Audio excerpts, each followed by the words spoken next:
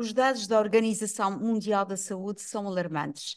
Em todo o mundo, um terço das mulheres já sofreu violência física ou sexual e em Portugal foram assassinadas 30 mulheres em 2020. Em 1999, a Assembleia Geral das Nações Unidas designou o dia 25 de novembro como o Dia Internacional para a Eliminação da Violência contra as Mulheres. Apesar das campanhas de sensibilização, o verso de Rainer Maria Rilke, nas Elegias de Duino, ressoa como alerta. Se eu gritar, quem poderá ouvir-me nas hierarquias dos anjos? Hoje vamos desmontar o lado subterrâneo das relações interpessoais, as suas implicações na saúde mental e falar do coração das trevas da violência contra as mulheres.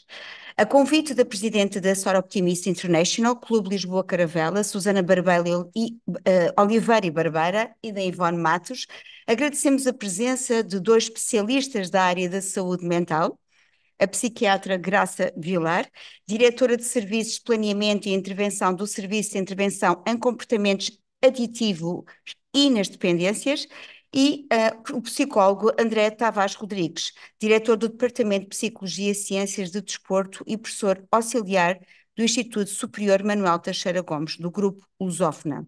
Devemos um agradecimento à Universidade Aberta pelo acolhimento, na pessoa da reitora professora Carla Padrel de Oliveira, à cantora Anastásia por este especial momento musical, soltar a voz de dentro, e a todos os que nos acompanham, um imenso obrigada. A violência contra as mulheres é o crime encoberto mais numeroso do mundo. Esta é uma afirmação proclamada pela ONU em 1993. Passados 30 anos, pergunto, Dr. André Tavares Rodrigues, se esse silenciamento persiste e como pode enquadrar a violência contra as mulheres na área da saúde mental. Agradecer e dar um beijinho grande à doutora Rita, à Ivone, a si, Cristina, e em especial também à Graça Vilar, que é um privilégio poder estar aqui hoje com ela nesta reflexão. E eu, enquanto psicólogo, e tenho alguns anos, já há 20 e poucos anos de experiência em crianças em acolhimento residencial, portanto, crianças vítimas de maltrato, há aqui um denominador comum a todas, que é a vivência de maltrato e de violência. E esta problemática da violência, no nosso entender, tem a ver com uma questão de um problema de saúde pública. Portanto, a violência não é uma coisa lá de casa, não é uma coisa minha, não é uma coisa que tem que ser feita de forma muito restrita. É um problema de saúde pública. Mas a saúde mental é diferente de doença mental. Por isso é que, de uma forma muito inteligente, vocês convidaram um psiquiatra e um psicólogo. E espero que a Graça tenha certeza que irá falar um bocadinho mais sobre a doença, mas a mim, enquanto psicólogo, interessa-me, eu tenho estudado muito sobre a importância da promoção do bem-estar para que esta violência não seja reproduzida. Porque a ciência nos vem dizer de uma forma muito clara é que indivíduos que foram vítimas de violência apresentam mais tarde problemas de saúde mental. E muitas vezes existe a crença de que é a doença mental que leva a que a pessoa tenha comportamentos de violência. E essa distinção tem que ser muito clara. Porquê? Quando falamos em violência, nós estamos a falar de um ato que implica obrigatoriamente o uso intencional da força ou do poder.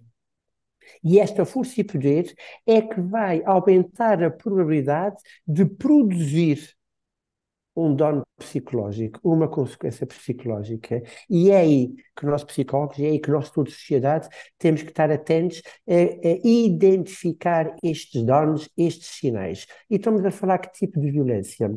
Violência psicológica é menos visível e com uma carga futura de consequências gravíssimas. A violência sexual, e podemos falar, refletir com o que é a violência sexual é, basta uma pessoa dizer que não e o ato acontecer, que já estamos a falar de violência sexual. Hoje em dia é muito comum a violência virtual. Hoje em dia, eu hoje, graças à virtualidade, eu estou convosco a partilhar este momento. Mas posso utilizar a violência virtual como uma forma muito abusiva. A violência moral e o descrédito tu és gorda, tu não prestas, tu és burra, eu já te expliquei isso tantas vezes, o que é que tu não percebeste, esta saia é feia, as botas são feias, porque é que tens este cabelo assim? Pronto, esta violência, e nós muitas vezes, o que é que damos, valorizamos muito? A violência física. A violência física é aquela que é mais visível, mas depois tem um impacto, se calhar um bocadinho mais, menos intencional. E aqui o que é importante para nós, enquanto sinais, é perceber se a intenção que eu estou a ter para com outra pessoa tem o propósito de danificar. E quando este propósito existe, obrigatoriamente nós estamos a falar de quê? De emoções. O meu comportamento agressivo vai produzir no outro uma emoção. E esta emoção vai ser deduzida, reproduzida como? Vergonha. A maior parte das vítimas têm vergonha de denunciar. E têm vergonha de denunciar porquê? Porque acham-se culpadas de serem vítimas. Aquilo que nós na infância e juventude utilizamos muito quando uma criança entra, por exemplo, num acolhimento residencial e é vítima clara de um maltrato parental, é o síndrome da parentalidade, que é a criança sente-se culpada por não ter sido capaz de resolver o problema dos adultos. E na violência doméstica, isso acontece muito quando a vítima se sente culpada de ter produzido aquele comportamento. Eu até abusei, eu fico com a roupa muito curta, ele não gosta que eu fale com outras pessoas e eu falei. Portanto, esta vergonha de denunciar. Por outro lado, um medo. E o medo de quê? Geralmente, as vítimas de violência estão quase sempre associadas a uma psicopatologia do amor. Distorcem a realidade, só conseguem ver aquilo que lhes interessa, reproduzindo monstros na sua idealização de amor e de felicidade, como aquelas pessoas fossem as únicas capazes de as fazerem felizes. Este medo, este sentimento de medo, o que é que leva a maior parte das mulheres a ficarem isoladas, à marginalização por parte da sociedade? Já não te vi há tanto tempo, estou cheio de trabalho, fomos passar o fim de semana fora, tenho os meus filhos, a vida é assim mesmo. A vergonha, o medo leva ao isolamento. E qual é um dos fatores mais difíceis de nós podermos controlar a violência doméstica, a violência contra as mulheres, neste caso, é quando existe a falta de apoio social. Uma senhora, uma mulher, sentindo-se sozinha, sente-se mais vulnerável. E uma mulher mais vulnerável sente-se mais vítima. Eu vou-vos dar um exemplo muito concreto. Eu sou professor, além de fazer outras coisas, neste momento eu sou professor universitário e dou uma disciplina de Psicologia Geral no primeiro ano. E é muito engraçado que não tem graça nenhuma o cuidado que nós temos que ter enquanto professores, que é quando nós debatemos e falamos sobre a violência doméstica, e a violência no namoro, a quantidade de alunas que não conseguem controlar a emoção e nota-se claramente que aquelas pessoas vivenciaram na primeira pessoa esta situação de violência.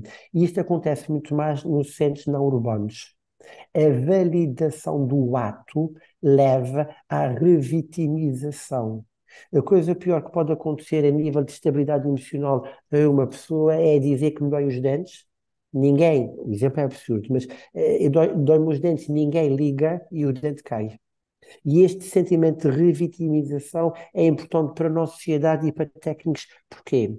Nós não necessitamos, não é necessário, não é positivo nós estarmos constantemente a perguntar à vítima o que aconteceu. Isto transportando um bocadinho para as crianças e jovens. Se este caso, e porque é que estás numa casa de acolhimento? O teu pai bate, a tua mãe é prostituta, a tua mãe bebe, o teu pai... A pergunta sucessiva por vários agentes da proteção, tanto das mulheres como dos jovens, levam à revitimização. Porquê? Porque quando eu estou a perguntar novamente à vítima, diz-me lá o que te aconteceu. Se isso não for feito por um técnico de saúde mental, muito provavelmente a dor vai aumentar, porque eu estou a ativar uma transferência do momento temporal de 2023 para 2010. E quando eu ativo alguém a nível emocional, eu tenho que ter a mesma capacidade técnica para desativar emocionalmente. Não sei se me estou a fazer entender. E esta, Sim. desativação emocional é muitas vezes, eu diria, não é muitas vezes bem feita. Não é bem feita nas comissões, não é bem feita no Ministério Público, não é bem feita nas polícias, não é bem feita nos tribunais, não é bem feita nos advogados. E aí é que é muito importante, quando estamos a falar, volto a dizer, de um crime público, certo? Que a violência doméstica é um crime público, a psicologia e o direito têm que estar aqui numa intervenção muito direcionada para o mesmo caminho. Aquilo é que nós chamamos de intervenção justo-psicológica. Tomar decisões jurídicas no cumprimento de um código sem a interpretação do sentimento e da consequência emocional daquela norma pode levar novamente à revitimização. Porque a experiência que eu tenho, e a doutora Rita sabe perfeitamente, e a Ivone, no projeto que nós há uns anos abraçamos de crianças vítimas de maltrato, nós sabemos que as mães preferem deixar os filhos numa casa de acolhimento, são vítimas de violência doméstica e continuam com os companheiros. E isto, em termos emocionais, é também uma forma de maltrato. Mas é uma forma de maltrato que as pessoas, é quase que fosse o estado normativo delas. Quando alguém vive sempre na guerra, e quando a guerra acaba, a pessoa fica sem saber como lidar e como sentir e como viver. E nós estamos a falar de mulheres que, por N motivos, normalizaram uma dor emocional, permitindo-as aceitar aquela dor como uma coisa que fosse claramente normativa. Não sei se me estou a fazer entender ou se faz sentido. Portanto, falou da distinção entre saúde mental e doença mental, da violência moral, da vergonha de denunciar, da questão da sociedade e da forma como a sociedade age perante um problema que não consegue resolver, o medo levar ao isolamento, a falta de apoio social, a vulnerabilidade da mulher e a tal banalização do ato. E esta forma de, muitas vezes, nós pretendermos ativar emocionalmente aquilo que vai de dentro, a tal voz de dentro, não é verdade? Que precisa de soltar, mas depois não temos a resposta porque não temos a capacidade técnica. Vou passar para a doutora Grácia Vilar, porque com certeza que nos consegue responder. Isto é uma questão realmente muito complexa, não é verdade? Recentemente, no dia 25 de novembro, o Jornal Público publicou uma entrevista à socióloga Madalena Duarte. Ela falava precisamente na taxa enorme de arquivamentos, na dificuldade de obtenção de provas, porque estava centrada no testemunho da vítima, e os tais estereótipos e mitos que também têm a ver com os tais entendimento das causas que levam a esta questão. Nós estamos a falar de álcool, de comportamentos aditivos, perturbações de saúde mental, mas também muitas vezes acabamos por não nos preocupar nas causas estruturais deste tipo de violência, como é as causas sociais, culturais e de uma sociedade patriarcal. São muitas questões, mas penso que a doutora Grácia Vilar nos consegue fazer aqui uma síntese. Vou esperar que sim.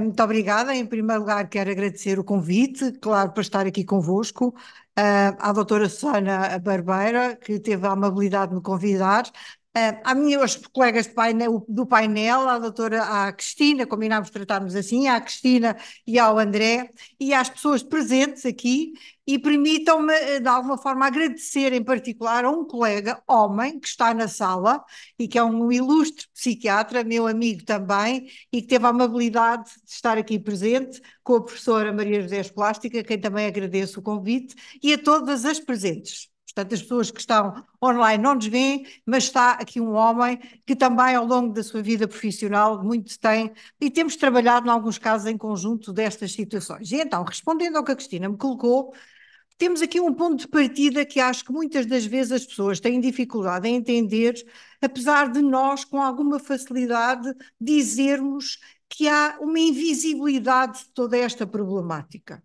Então, se há uma invisibilidade de todos estes problemas, como é que nós depois também, digamos, de alguma forma apelamos a uma série de resoluções, indignamos ainda bem por toda esta problemática, mas também todos, se calhar, temos alguma dificuldade em ver, a invisibilidade, exatamente. O que não se vê, também temos muita dificuldade em perceber. Faz parte da nossa vida nas diferentes dimensões da nossa existência.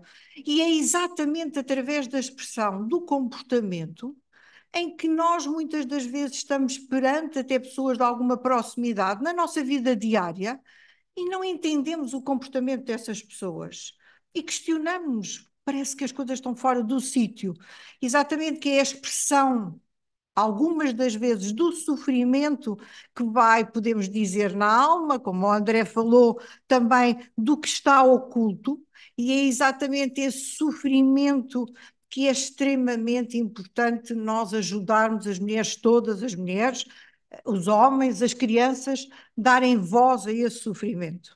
Portanto, a expressão não só do comportamento, através de manifestações que muitas das vezes são perfeitamente incompreensíveis, nomeadamente a forma da pessoa ter a sua desvalorização. Como é que alguém que se sente perfeitamente machucado, desvalorizado, sem qualquer noção de uma emoção positiva, não é? Não gostando de si própria, porque também nem forças tem para poder ver o que é que está a acontecer, e quando muitas das vezes nós facilmente também acusamos estas mulheres de que não têm força de vontade, que não são capazes de mudar, elas próprias não são capazes de criar mudança, mas acontece é que elas não têm aquela força que é necessário para fazer acontecer isso na nossa vida. Como nós sabemos na nossa vida que as coisas acontecem muito facilmente e que nós até achamos que são naturais, porque somos dotados desta força, porque estamos com capacidade anímica, do nosso humor, das nossas emoções, da nossa capacidade de dizer não ou de dizer sim, e portanto tudo isto, digamos aquilo a que nós normalmente dizemos da nossa capacidade de autodeterminarmos perante tudo o que está à nossa volta, isto acontece espontaneamente, tal e qual como quando pegamos no carro, conduzimos, nem nunca pensamos como é que fazemos, e fazemos-lo, porque estamos com estas capacidades. Acontece por alguma razão na vida, no caso, por exemplo, do concreto destas mulheres que têm experiências traumáticas, que são terríficas, repetitivas. A primeira vez é sempre de uma grande humilhação a experiência, de uma grande indignação, porque naturalmente raras são as mulheres que estão à espera de serem agredidas, naturalmente. Portanto, acontece de uma forma inesperada, de uma forma inusitada, muitas das vezes também. E acontece depois, é que a pessoa pensa sempre que foi só aquela vez, tenta construir quase como um puzzle para encontrar justificação para o evento traumático, naturalmente, como nós todos na nossa vida o fazemos para outras coisas que nos acontecem, damos por nós a encontrar justificações no injustificável. Ou não, mas de alguma forma, para todos os efeitos, a mulher que sofre este processo de trauma, eu falava da repetição do trauma, e é este processo que é extremamente complicado, a vivência traumática, repetitiva, machucante, humilhante, que minimiza a sua existência, e que depois todos nós estamos à espera que, nomeadamente, esta mulher tenha forças, não é? Quase que por uma ordem mágica, para poder dizer basta, para poder ser capaz de impedir que aconteça esta repetição.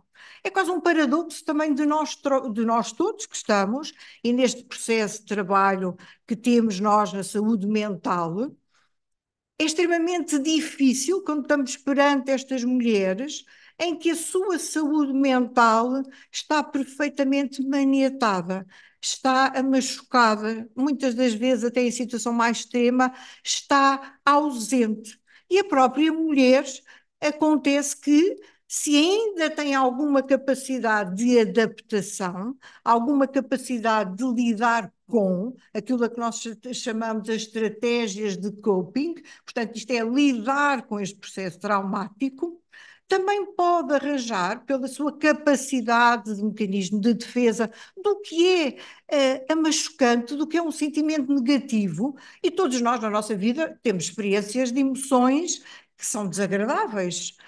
E que nós, muitas das vezes, também automaticamente, ou procuramos chamar aquilo que se diz metabolizar essa emoção, ter tempo para trabalhar, ter tempo para nos zangarmos, ter tempo, zangar muitas das vezes até connosco próprias, de alguma forma de lidar com esse sofrimento, mas perante estas situações traumáticas, esta violência que está sempre presente, este medo, naturalmente, que depois a pessoa não consegue acionar estes mecanismos até da sua própria defesa, da sua própria sobrevivência. E este medo, este sentimento que o André também estava a falar, é uma coisa terrífica e de alguma forma presente em toda a mulher. Ao longo da minha vida profissional, digamos que é uma emoção que muitas das vezes deve ser trabalhada, que é das emoções mais difíceis de ser trabalhadas, é exatamente a compreensão deste medo, que às vezes por pequeninas coisas, a vivência do medo não é só do ponto de vista psicológico, muitas das vezes até se manifesta do ponto de vista físico, em que estas mulheres até nos dizem que têm sintomas associados, por exemplo, à introdução da chave na porta, porque é sinal de que o putativo agressor está a chegar a casa, portanto, ainda não o vê, mas só o sinal da chave na porta é um sinal que desencadeia uma série de reações do ponto de vista orgânico, não é? E aciona imediatamente o dito medo, que quando nós estamos com medo, e nós todos temos esta experiência da nossa vida, vivenciar o medo, sabemos que no nosso organismo, o nosso corpo não fica igual. A nossa forma de estar, de hipervigilância, naturalmente reage logo. E procuramos-nos defender dessa sensação terrífica, pode ser terrífica ou não, pode ser habitualmente, esperemos que na nossa experiência seja curta, mas não deixa de ser de alguma forma incomodativa. Agora, estas mulheres vivenciam-na constantemente perante os outros, e depois também há aqui um aspecto que é muito partilhado por estas mulheres na sua expressão, que é um medo que também alguém perceba do seu próprio medo. Que alguém descubra que a pessoa está invadida deste medo, que é uma coisa terrífica. E nós sabemos vergonha, não a vergonha, exatamente, a humilhação. A humilhação, muitas das vezes, é um sentimento muito mais doloroso do que a vergonha. Mas eu pergunto, porque todas essas, com certeza, como especialistas da área da saúde, nos conseguem de facto, fazer entender a perspectiva da vítima, mas eu gostaria muito também de me focar na incompreensão da sociedade e como é que poderá lidar. Nós sabemos das origens da dominação masculina, não é verdade? Certo? O porquê da submissão das mulheres, porque isso também é um facto que acontece, mas há aqui, de facto, nós estamos aqui a trabalhar com vários tempos. Como é que a sociedade, e aqui também lanço a pergunta para o Dr. André, como é que a sociedade pode lidar ou pode ajudar a vítima, a verdade, a superar estes problemas? Eu até cito um excerto deste livro Leme, da Madalena Sá Fernandes, em que ela fala de uma situação, na verdade, de violência doméstica, não sei se conhecem, mas recomendo vivamente, e ela diz-nos isto lapidarmente: o medo estava todo dentro de casa, não sentia medo nenhum do mundo. De maneira que, e cita também Margaret Atwood, quando diz que, na verdade, os homens têm medo que as mulheres se riam deles, que sejam ridicularizados, as mulheres têm medo que os homens as matem. E, portanto, como é que a sociedade pode responder a isto, Dr. André? Se eu tivesse a resposta, eu não era psicólogo, eu era rico, certo? Mas essa reflexão é É muito uma engraçada. reflexão, não é uma resposta, mas é uma reflexão. Obviamente, obviamente. Todos Hum, nós temos que estar inscritos também nesta luta, não é?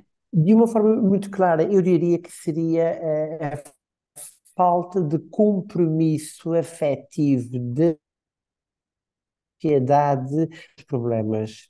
Eu acho que uma grande dificuldade que nós hoje em dia temos é de nos comprometer. E eu diria até de ter medo de me comprometer afetivamente com o problema do outro. Porque eu tenho medos, vocês não sabem. E eu tenho segredos que eu não quero que vocês saibam. mas se eu tiver que saber os vossos, eu vou correr o risco de viver os meus sem eu querer.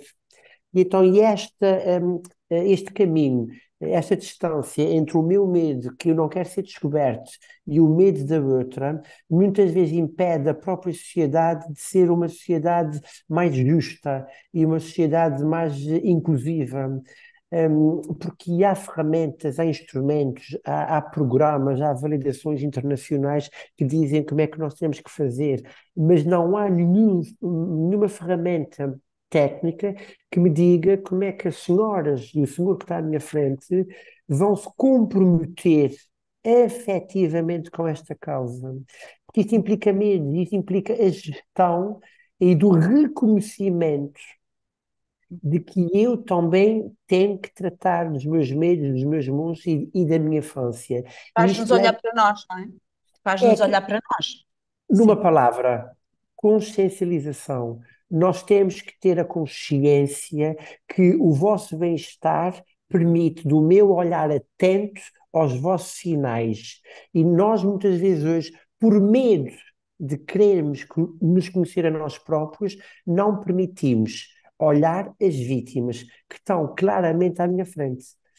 Acho Uhum. que pode ser uma leitura este compromisso afetivo.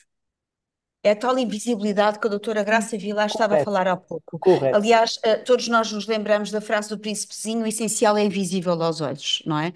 E, portanto, esta frase, na verdade, no nosso dia a dia é extremamente importante, é um apelo. Eu sei que não há respostas para isto, quem nos dera, mas penso que aqui o problema de. Havia o tal dito que entre marido e mulher ninguém mete a colher. Na verdade, aquilo que se passa em casa fica em casa.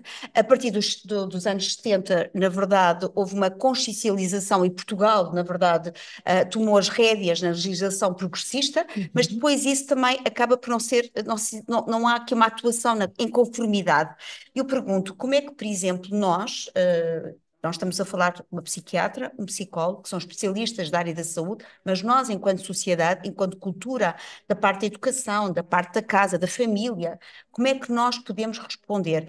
Eu estou a lembrar deste livro, mas há outros exemplos. Meu Deus, já tivemos as novas cartas portuguesas, que foi assim uma pedrada no charco, não é verdade? E que foi um ato corajoso de três mulheres, três Marias, na verdade, publicarem numa altura em que era tudo censurado, não é verdade? Mas também temos muitos casos, por exemplo, temos aqui casos de canções, de músicas, por exemplo. Todos nós lembramos My Name is Luca, por exemplo, da Susana Vega, etc. Como é que nós, enquanto sociedade, educação, escola, família, podemos de facto ajudar? Os livros ajudam a escrever sobre os casos.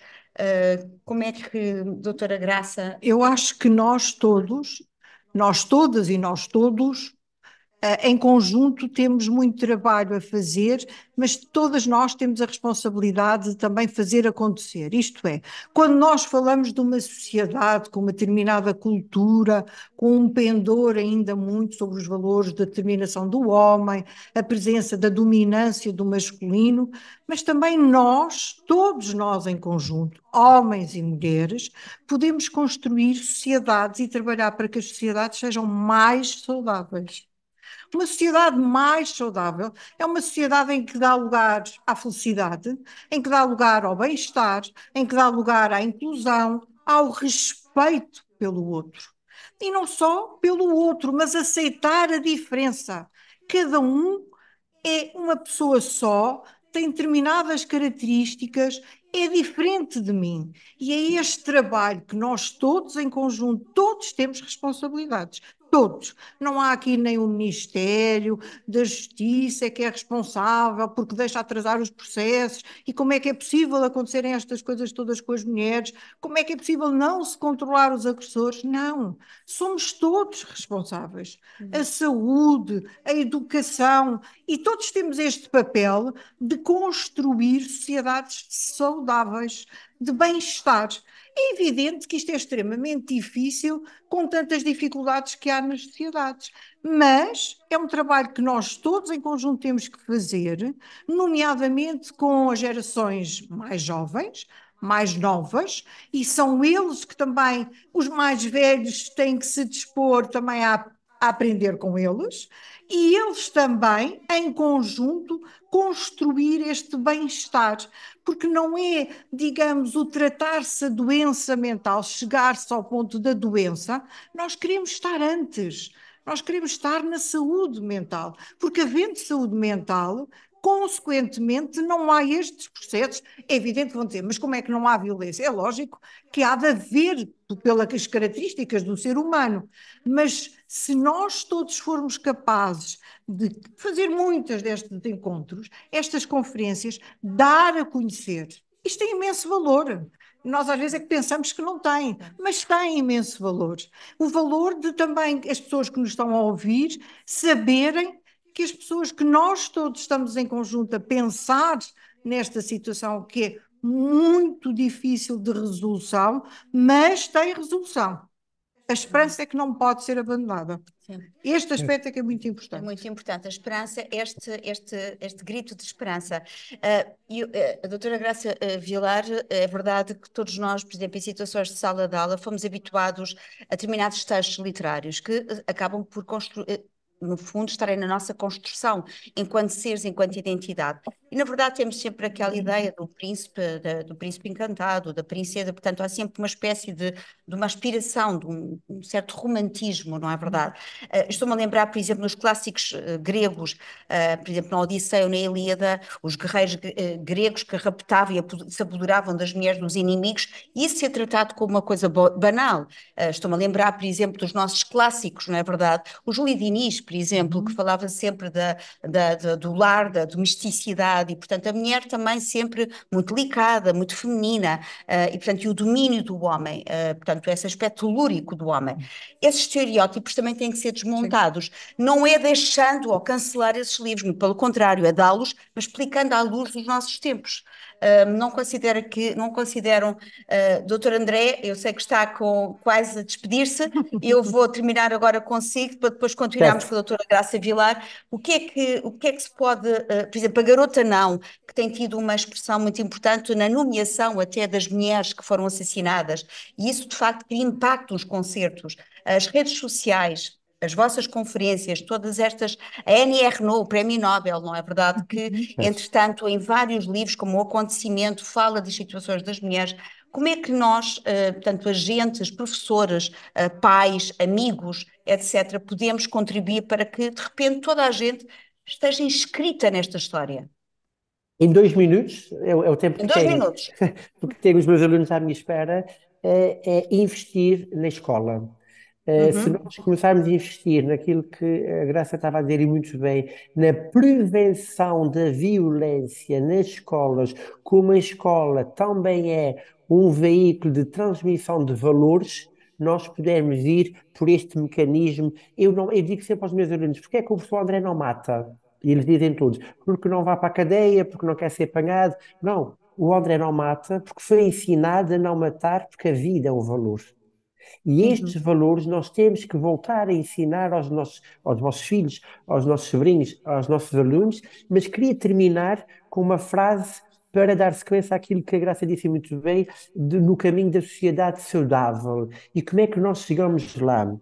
Miguel Cervantes, em Dom Quixote, retratou isso muito bem e agradeço novamente o convite. Peço desculpa por ter que sair, mas termino com uma breve frase que diz assim: mudar o mundo, meu amigo Sancho, não é loucura, não é utopia, é justiça. E é esta forma que nós temos que dar as mãos para que o mundo possa ser mudado com o sentimento, com o valor da justiça. Uma mulher protegida é uma mãe feliz. Uma mãe feliz leva a uma criança feliz. E uma criança feliz produz um adulto feliz. Muito obrigado. Peço desculpa, não quero ser indelicado, mas um beijinho grande para vós. Foi Muito um gosto obrigada. estar com vocês. De coração, muito gosto. Muito obrigado. Está Doutor bem? André, muito obrigada. Agradecemos muito as suas palavras também esta mensagem de esperança da mudança do mundo, não é? Claro, recordamos até do próprio verso de Camões, não é? Que o mundo é feito de mudança. Sem E dúvida. então é isso que queremos contribuir. Muito obrigada. E Beijinhos. contamos Obrigado. consigo também para essa mudança. Sim, senhora. Obrigado, um beijinho para Doutora vós. Graça Vilar, nós combinamos nesta parte final, respondemos a questões das pessoas que nos acompanham online, mas também presenciais. Eu só queria também, o doutor André acabou com uma frase muito bonita, e eu também queria citar uma frase que considero muito importante de um livro chamado Violência, que é de um ensaísta esloveno, Slavoj Zizek, com certeza já ouviram falar, e ele diz que por vezes não fazer nada é a coisa mais violenta que temos a fazer. Portanto, o não fazer nada, o entrarmos em negação. E isto é, de facto, também, isto, de certa forma, convoca a nossa vontade de acreditarmos nessa esperança e de fazermos alguma coisa por ela, mas tomamos as coisas também com o nosso pulso, não é? É a nossa vontade, e inscrevemos nisso. Não sei se temos algumas perguntas. Sim.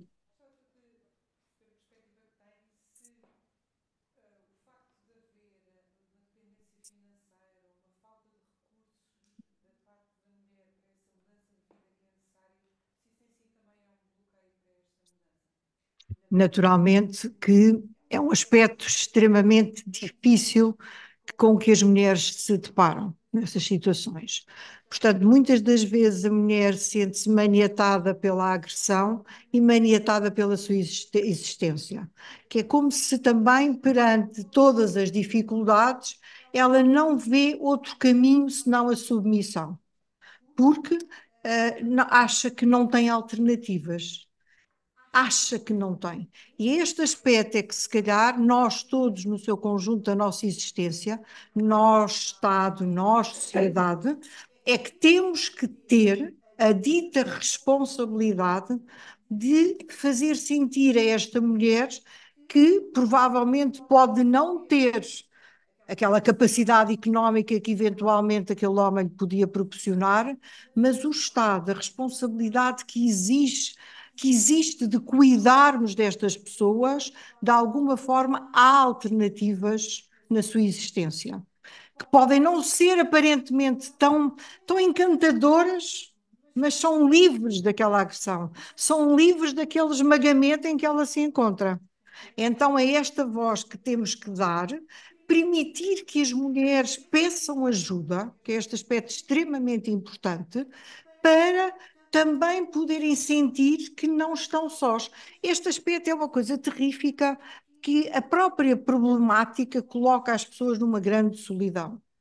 E a solidão, quando não é opcional, porque nós pontualmente até podemos gostar de estar sós, por exemplo, ter momentos de isolamento, mas não de solidão, não da ausência dos outros. Nós até podemos gostar com algum prazer estar sozinhas, mas as outras pessoas todas que nós sabemos que amamos e que nos amam, existem, estão à nossa espera.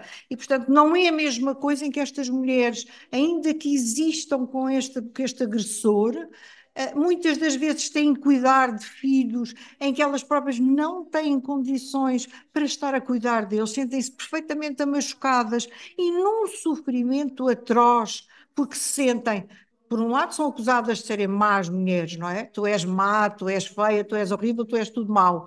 E ainda por cima elas próprias sentem que não são boas mães, não têm condições para o ser. E então muitas das vezes acham que o facto de se poderem submeter à situação para um controle financeiro e económico pode, de alguma forma, gratificar aquilo que elas não são capazes de dar aos filhos. Eu não sou capaz de dar o amor que eu lhes queria dar, todo aquele bem-estar, mas de alguma forma vai havendo condições para poderem frequentar alguma escola, algum colégio, algumas peças de roupa ou afim.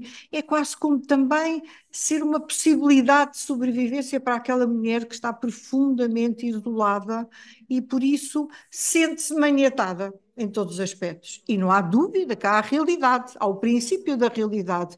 Ela não ter possibilidades financeiras e económicas, porque muitas das vezes a violência do homem se expressa exatamente por isso, do facto de ter aquela mulher sem capacidade nenhuma para se poder autonomizar. O poder, não é? O poder que exerce, não é? E, portanto, muitas das vezes é apontado, mas como é que é possível? Mas fica ali por causa do dinheiro, fica ali para o bem-estar. Não, não fica ali por isso. Porque normalmente estas mulheres partilham connosco, nomeadamente com os profissionais de saúde. Há o princípio da realidade, que nós todos temos que aceitar e, digamos, fazer o caminho com estas mulheres. Eu, como profissional de saúde, é o que faço o caminho com esta mulher, e então é tentarmos construir uma autonomia para poder ser possível não estar nesta dependência económica, porque ela é dramática, com certeza que sim. Se for possível também colocar outra dimensão da dependência, a dependência afetiva, não é? Muitas vezes o agressor é alguém que já se amou, não é? Ou ainda se ama. Claro. E muitas vezes não é só o companheiro, às vezes também são filhos, porque as mulheres são muitas vezes, sobretudo quando já têm idade, muitas vezes violentadas pelos próprios filhos. Portanto, há uma ambivalência emocional e afetiva enorme face ao agressor, não é? E esse é um fenómeno que eu acho que faz parte da complexidade deste problema e dificulta muitas vezes a tomada de uma posição, não é? Gostava de ouvir a vossa opinião. Eu, de alguma forma, eu não diria que nessa fase em que a mulher se sente num sofrimento imenso, eu não falava em dependência afetiva, porque aí não há o afeto. O afeto já desapareceu há muito tempo, não é? Digamos que há uma vivência emocional negativa e uma incapacidade de deixar de poder estar dependente daquela pessoa, dependente do ponto de vista da emoção, porque a emoção é profundamente negativa, não é? E também o que é negativo também tem muita preponderância na nossa existência, não é? A dor emocional é uma coisa terrífica da nossa vida, em que nós, muitas das vezes, as pessoas não se conseguem libertar dela, não é? Como, por exemplo, o exemplo mais dramático e exemplo de fácil de podermos imaginar ou sentir é a perda de um filho. Portanto, é uma coisa terrífica e a pessoa como que sente que não consegue ir mais para a vida, seguir a sua vida. Não é possível. Pela dor, por aquela dor emocional. Aqui, na perda do filho, mantém-se o afeto, naturalmente, com certeza que sim. Mas aqui não, nestas relações, o afeto já há muito tempo que desapareceu, porque o afeto implica uma relação de vários sentidos. E aqui não há sentido absolutamente nenhum. Ele habitualmente já desapareceu qualquer sentido. E, portanto, a pessoa sente é que muitas das vezes está tão desvalorizada que tem medo de achar que nunca mais ninguém pode voltar a gostar dela. A É questão da muito autoestima. isso. E como é que é possível esta pessoa que eu até achei que amei, esta pessoa que investimos, construímos uma vida, que fizemos promessas um ao outro, e agora estamos nesta relação, uma relação que muitas das vezes é de ódio, de raiva, de destruição, que são sentimentos terríficos, muito difíceis, como o André falou, de desconstruir, porque é sempre mais fácil trabalharmos com emoções positivas. Portanto, o que é negativo é sempre muito mais fácil e mais moroso de desconstruirmos, não é? E por isso mesmo este processo, muitas das vezes as pessoas pensam, mas eu que gostei tanto daquela pessoa, como é que aquela pessoa me faz tanto mal? Não é? Claro, claro, claro, claro. É de uma complexidade imensa, porque muitas das vezes a pessoa sente, cá está, completamente só. E então como é que vai denunciar? Porque tem muito medo de não ser ouvida. Vou denunciar o quê? Se as pessoas não percebem o que É a está tal a passar capacidade, a comigo. tal falta de resposta, a tal capacidade técnica que falava o doutor André. Alguém que está a escutar, não conseguir também ajudar, não ter a capacidade para estar à altura. Cá está, aquilo que falámos também, a relevância e que nós, o nosso país, temos evoluído imenso. É evidente que vai-se dizer, mas como é que é possível? Lá, 30 mulheres, o ano passado foram mortas, mas como é que isto está a acontecer? Acontece é que nós estamos a evoluir, nós temos feito um trabalho enorme no nosso país, O governo português tem estado na vanguarda, um esforço brutal, acho que nós então encabeçamos sempre muitas mulheres nestas sociedades, estes clubes, que temos uma voz determinada, e os profissionais de saúde, outros profissionais das diferentes áreas, que têm evoluído imenso. Atualmente, então, há gerações, eu há bocado estava a falar com a Cristina, há gerações nomeadamente das forças de segurança, da PSP, da GNR, gerações que têm estado de uma forma completamente distintas no momento atual e que fazem um trabalho fantástico, não é? Como também da parte jurídica, as formações, e esta formação tem que ser especializada, continuada, atualizada, para se poder criar a mudança. E, portanto, para que estas mulheres tenham a capacidade de ser entendidas. Porque isto é preciso treino. Quando a carga, ou melhor, a herança que essa mulher traz, em que em pequena assistiu se calhar a situações violentas do avô para a avó, depois do pai para a mãe, e às tantas aquilo é a realidade em que ela sempre viveu, isso não lhe tolda um bocadinho a capacidade de perceber que está inserida num meio violento e que pode fazer algo diferente? Não só tolda, como pode ser claramente características que se revestem em fatores de risco para essa mesma pessoa, nesse caso essa mulher, tornar-se ela depois uma agressora, que não é tão raro quanto isso. Portanto, a vivência da sua existência foi sempre num contexto de violência, de agressão, da desvalorização do outro, e nós, pura e simplesmente, a nossa vida é de aprendizagem, nós mimetizamos o comportamento, os comportamentos. É a realidade que conhecemos, nós estamos inseridos em determinados meios, temos tendência a imitar as referências, as figuras de referência da nossa vida, nós imitamos-las no seu comportamento, não é? Como também é o aparecimento de consumos de substâncias, o álcool, que também é um dos motivos impulsionador para esta violência, não só o álcool, mas no nosso país o álcool, e não só, digamos que isto é um problema geral, e portanto este imitar, a aprendizagem que se faz, nós pura e simplesmente aprendemos comportamento, aprendemos formas de estar e podemos depois, posteriormente, transformar-nos também neste ser destruidor, porque parece que é a forma com que mais fácil, aparentemente, se sabe fazer, não é? Claro, a naturalização, a banalização do fenómeno, a banalização, que é uma coisa perigosíssima. Eu trago aqui uma experiência, com certeza que vocês já ouviram falar de uma pintora barroca, a Artemisia Gentileschi, já ouviram falar dela. Ela tem uma história, não vamos aqui, depois qualquer pessoa vai googlar a história dela, mas ela de facto, ela foi vítima de violação por parte de um tutor, de um mestre. O pai também era pintor e contratou depois um mestre, um professor, para acompanhar, e ela, como é que ela reagiu? Nós estamos aqui a falar, repara, ela nasceu em 1593, portanto, faleceu no século XVII, portanto, naquela altura, temos que pensar no contexto, como é que ela conseguiu lidar com a situação. Ela pintou, através da sua arte, através da componente artística, ela pintou Judite decapitando Holofernes, e isto é um grito de alerta, não é? Portanto, é através da expressão da arte, não é verdade, que ela conseguiu depois transmitir esta violência. Isto é curioso, porque há muitas histórias, e muitas histórias anónimas, também de mulheres que conseguiram, de facto, plasmar através da sua arte, da sua escrita, tantas mulheres que, entretanto, denunciaram, me lembrar, por exemplo, de vozes feministas, como a Virginia Woolf, por exemplo. Vocês reparem que ela, por exemplo, um quarto só seu, não é? Que às vezes a aspiração da mulher é só ter um quarto seu, não é? Para onde pudesse, de facto, conseguir ter tempo para ela, que é uma coisa uma coisa que parece quase acessória, mas é tão importante. Não sei se temos mais questões, Susana. Sim.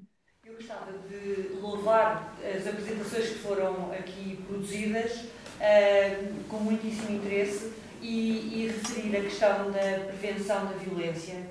A prevenção da violência é um aspecto que eu creio que nem sempre é bem trabalhado. A maior parte das vezes, nas campanhas ou nas sensibilizações que se fazem a respeito do tema da prevenção, se fala da edificação ou do equipamento pessoal para ser feliz. E eu acho que falta isso. as pessoas começam logo a falar de aspectos que podem redundar a violência em alertas, etc. E a prevenção deveria estar muito cá atrás na educação das pessoas, dos jovens, de toda a sociedade. E, infelizmente, a prevenção não dá voz aos políticos. E por isso, apesar de tudo, é daqueles aspectos que também não damos, porque se não acontece, como dizia uma vez num webinar da nossa organização, o professor José Manuel, filósofo, a violência quando não acontece, realmente não dá voz, não dá estatísticas, mas representa, e é um processo penoso, mas representa que se pode evitar todos os recursos económicos da violência que nunca se fala, tudo aquilo que são os abrigos de violência que os Estados têm de criar, todas as estruturas policiais, toda a formação e treino dos juízes, enfim, tudo isto Isso é importantíssimo. se cada pessoa, em si própria, assumisse a responsabilidade de ser feliz e, à sua volta, criar felicidade. Por isso, era só este comentário que eu gostava de deixar. E é um comentário justíssimo e extremamente pertinente, porque a formação dos juízes acho fundamental. Todos nós ouvimos histórias inacreditáveis, não é? Que parece que estamos a viver numa época medieval ainda, portanto, com decisões absolutamente incríveis. E isso, na verdade, é curioso, porque, por exemplo, nesta entrevista, esta socióloga Madalena Duarte, ela é autora do livro O Papel do Direito e dos Tribunais na Violência contra as Mulheres, e ela fala precisamente na dificuldade da implementação da lei, que é progressista, na verdade tem feito muita coisa, e essa dificuldade de implementação, muitas vezes também devido a esta falta de formação, não é? Das pessoas que juizam sobre estes casos. Não sei se a doutora Graça Vilar, o que é que tem a dizer sobre isto? É evidente que quando ouvimos essas notícias e ao longo da minha vida profissional já experienciei, digamos, barreiras perante a parte legal, a forma como também tenho que trabalhar sobre estas situações e sentir-me também quase como impotente perante um poder que muitas das vezes é transmitido, mas de alguma forma eu sinto, e isso é que eu acho que é de valorizar, os tempos estão a acontecer e estão a mudar. E quando se diz que os políticos não ganham votos pelo bem-estar, eu atualmente não acredito bem nisso. Eu acho que eles vão passar a ter mesmo alguma possibilidade de construir a sociedade é pelo bem-estar. E eu acho que isto até as gerações mais novas têm que passar a exigir e a pôr isto sobre a mesa. Claro, exatamente, é isso. Claro. Cada vez mais estão muito agressivos. Pequenas coisas, e isto acontece. E isto é realmente muito importante que aconteça. Claro. Um patamar que é começar A igualdade de género. a dita prevenção. Claro. Que não queremos nesta violência. Mas a violência dos jovens, muitas das vezes, ela também é a tradução do que vivem em casa. É evidente. Mas também se na escola houver algumas tempos para se poder Claro, sim, claro. estas ditas disciplinas de cidadania, que Precisamente. outras assim que deixaram, que talvez é importante em vez de só E apostar na formação de professores também para essa. Não estarmos só os professores não estarem circunscritos à parte curricular, mas também da cidadania, porque em todas as disciplinas há sempre matéria para falar sobre isso, a propósito de qualquer matéria. E mesmo até há discriminatórias que eles presenciam na sala de aula que são muito visíveis muitas vezes, não é? explicados de uma forma natural, com educação, talvez como alguns não têm em casa, possam aprender. Claro. E é claro que isto também tem a ver com, muitas vezes, com a própria forma como os professores também são tratados, porque são tão assoberbados de trabalho, burocrático e outro, que muitas vezes não lhes sobra tempo para olhar e para verem, porque muitas vezes nem têm capacidade, porque estão tão assoberbados que, na verdade, assim, conciliar tudo é difícil. E, portanto, também cabe aos nossos políticos também ter uma voz sobre isso, não é verdade? E dar esta primazia e uma voz aos professores que, de facto, são importantíssimos na nossa sociedade e na formação. e nos recursos também, muito importante. Temos mais uma última questão, temos mesmo com o tempo a acabar e vamos dar voz a um jovem. Antes de mais, queria agradecer também ao painel e a quem organizou e pela vossa disponibilidade. E tinha uma pergunta muito simples, que é, no meu curto período de vida e da minha experiência, mas que sinto que esta questão da violência é muito mais fácil de perceber nos outros. Ou seja, de perceber casos próximos e perceber que, de facto, olha, eu acho que ela sofre violência e é mais fácil de ver nos outros. Mas perceber de que, e daqui pedir-vos o conselho e ideias de que forma natural, porque eu acho que para percebermos os outros há que nos colocar no papel deles, de certa forma, e só assim é que realmente os conseguimos compreender. E, portanto, de que forma é que eu, na minha vida, sou capaz de perceber se sofro de violência ou não e do que é que, naturalmente, que se calhar me foi passado pelos meus avós e pelos meus pais, e também naquilo que falavam há pouco da violência entre os avós e entre os pais e provavelmente depois dos filhos, mas perceber o que é que me foi passado naturalmente e eu ser capaz de ter este discernimento próprio de perceber, eu acho que isto é normal, mas de facto não é, e sofro de violência. E perceber também de que forma é que, conhecendo de um caso próximo, por exemplo, que sofra de violência, por exemplo, violência no namoro, de que forma é que eu consigo agir, ou seja, eu que não tenho conhecimentos técnicos, como falavam há pouco, de que forma é que eu consigo agir de modo a ajudar aquela pessoa, tendo noção que se eu lhe disser, olha, eu acho que sofres de violência e devias consultar alguém e pedir ajuda, a pessoa me vai dizer, não, eu não sofro, e portanto isto não me faz sentido. De que forma concreta é que eu consigo tomar a ação perante isto? Muito bem, mas uma pergunta fantástica. Ótimo, muito bem. Como é que se chama? Pedro. Pergunta do Pedro. É uma pergunta que é muito importante na nossa vida ela surgir. Digamos que não há uma resposta linear, Pedro, mas à medida que ias falando, o que eu me lembrava de poder agora transmitir-te, que é quando tu na tua vivência também, permite-me tratar por tu, não é? Quando tu falaste que tinhas uma pouca existência, mas essa tua pouca existência permite ter consciência, permite ter interesse e um aspecto extremamente importante e genuíno que aqui apontaste é quereres ter empatia, isto é, conseguires perceber o sofrimento também do outro. Quando tu dizes, mas eu não sei se o meu comportamento é adequado, se eu sou violento, se alguém se queixar em relação a ti e disser tu não estás bem, não estás a ser correto comigo, então, Pedro, aí tu tens que perceber o sofrimento do outro. Eu estava a ir a perguntar mais no contrário, ou seja, de eu ser violentado, nesse sentido. De tu sentires isso. Então, tu tens que perceber se te sentes machucado, não é? Quando algumas das vezes, é lógico que vamos ter alguns problemas na nossa vida, não é?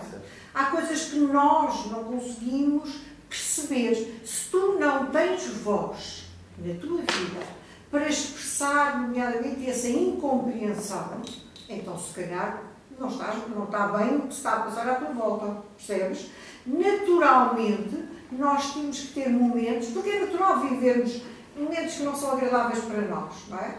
Mas é suposto, as pessoas que estão connosco, na tua fase da tua vida, as pessoas também cuidam de ti, terem momentos para te ouvir, momentos para perceberem que tu tens dúvidas se estás a ser agredido, não é?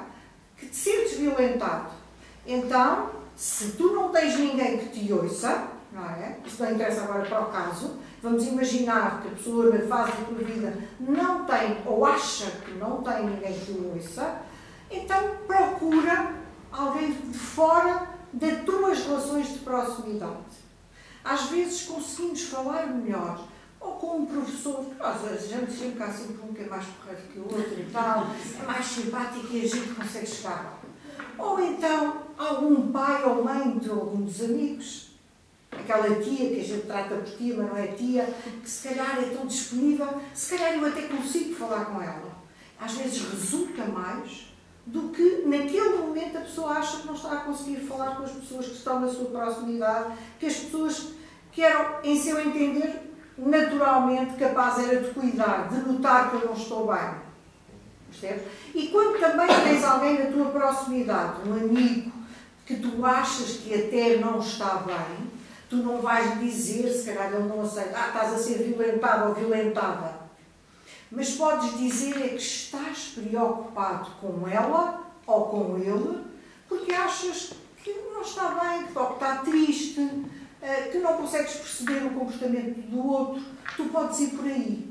Porque dizeres logo que o outro está a ser violentado, que sofre de violência, fecha-se.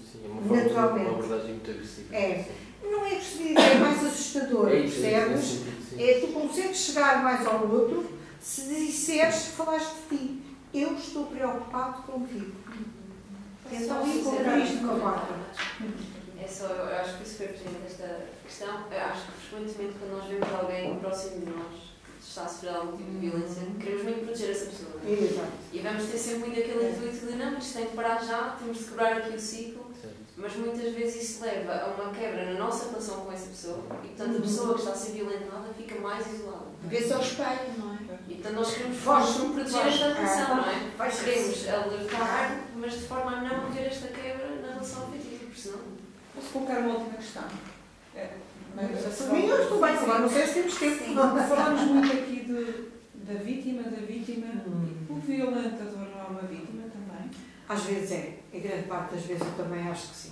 Essa pessoa também precisa de ajuda? Sim, precisa. Muitas das vezes precisa.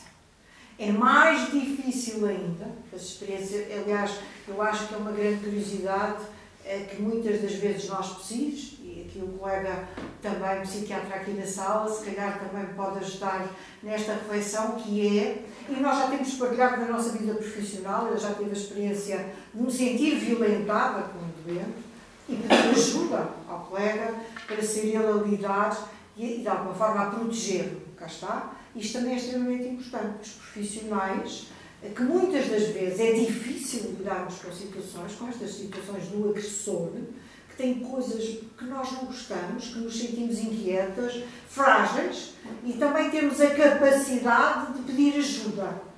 E não quer dizer que o colega tenha resoluções, tenha a solução, mas naquele momento ter a disponibilidade, cá está como o Pedro também estava preocupado com o amigo ou com a amiga, ter a capacidade de poder estar disponível e também de poder melhor entender. É mais difícil estabelecermos uma relação empática com o agressor, isto é, entendermos também todo o seu sofrimento e de alguma forma funcionarmos como um espelho.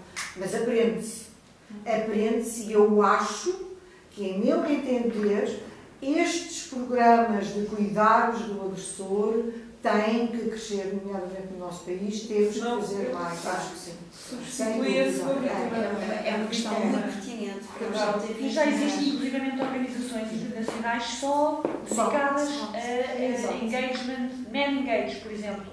São programas dedicados aos perpetradores de violência. Exato. Que visam alterar, no fundo, esses comportamentos, esse padrão do ciclo de violência, que tem 3 fases, como todos sabem, não é? Que é o enamoramento, depois o pisar dos ovos, que a mulher sente que está a pisar ovos e de repente há um momento em que se consuma a violência e depois volta ao enamoramento, porque há sempre um pedido de desculpas e volta tudo àquele ciclo.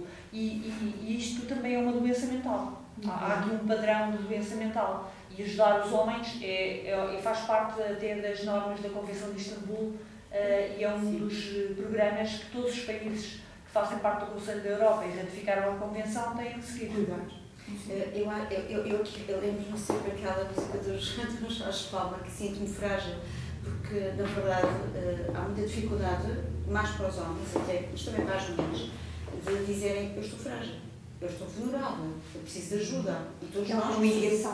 Há uma humilhação, mas quando é tão humano, todos nós estamos nessas situações e fazemos sempre esta armadura, mas por baixo desta armadura há aqui uma fragilidade, não é? E portanto nós todos temos pés de barro e ter essa consciência que todos nós somos iguais nesse aspecto, não é? Em sermos humanos, termos esta humanidade, talvez seja mais fácil. Não é? Depois conseguimos perpetuar, no fundo, esta voz e passa a ser uma voz coletiva e não só individual. Só uma curiosidade, nós temos neste momento em Portugal somos um dos países que vai ser monitorado no cumprimento das regras que estão previstas na Convenção de Istambul. E é interessante porque estamos nós, está a Suécia, a Finlândia e a Espanha. E Espanha e Portugal, como sabem, são países onde ainda existe uma taxa muito elevada, mas ao contrário daquilo que as outras pessoas possam pensar, também a Suécia tem taxas elevadíssimas de violência. França também. E este aspecto que acabou de falar é de grande relevância, porque um governo, um Estado que permite esta monitorização, esta avaliação do cumprimento de determinados parâmetros que são necessários dar a conhecer, naturalmente isto também é o processo da evolução, não é? Eu acho que no nosso país estamos a evoluir, é lógico que há muito para fazer, mas também esta possibilidade de sermos monitorizados, avaliados, vai permitir também a construção para a mudança, não é? E, portanto, naturalmente, eu acho que é um aspecto da maior relevância em que o nosso país se coloca, e ainda bem, acho que podemos estar todos orgulhosos. É lógico que o resultado pode não ser bom, mas estamos a fazê-lo para criar mudança. Eu acho que isso é que é extremamente E isto é um sinal de esperança, doutora Graça Vilar. Queremos terminar com esse sinal de esperança. É verdade, falámos das novas cartas portuguesas e temos que falar necessariamente de Natália Correia. Celebramos este ano o centenário do seu nascimento e da sua timbridade, da sua voz, e é por isso que terminamos com a voz da Cátia Guerreiro, que vai cantar um poema, creio, de Natália Correia. Agradeço mais uma vez a vossa presença. Susana Barbeira, não sei se queres terminar também. Seria bom com a tua voz.